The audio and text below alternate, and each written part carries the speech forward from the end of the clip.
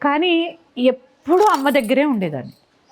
ఇంట్లో అయినా గుళ్ళో అయినా మాకు మా పూర్వీకులు కట్టించిన శివాలయం ఉంది అక్కడ. తెల్లవారుజామున ఇంట్లో ఎన్ని పువ్వులు పోస్తే అన్ని పువ్వులు కోసుకెళ్ళి శివాలయంలో కూర్చునేదాన్ని పొద్దున్నే. అంటే అమ్మను చూడాలి. మా నానమ్మ గారు అంటే మా తాతగారి తల్లి 1 ఎకరం పొలం అమ్మేసి మా గుడిలో విశాలాక్షి అమ్మవారి విగ్రహ ప్రతిష్ఠ చేశారంటే అంత ఎత్తు గుడి ఎత్తు అన్నం రాసిపోసారట ఆవిడ.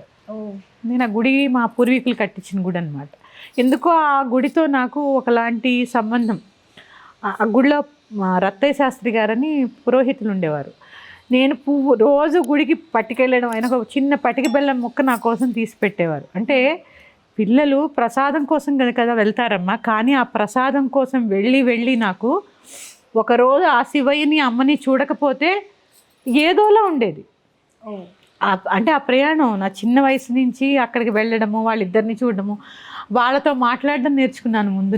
నేను శ్రీ విద్యలోకి రావడానికి అదే మొదటి అడిగేమో.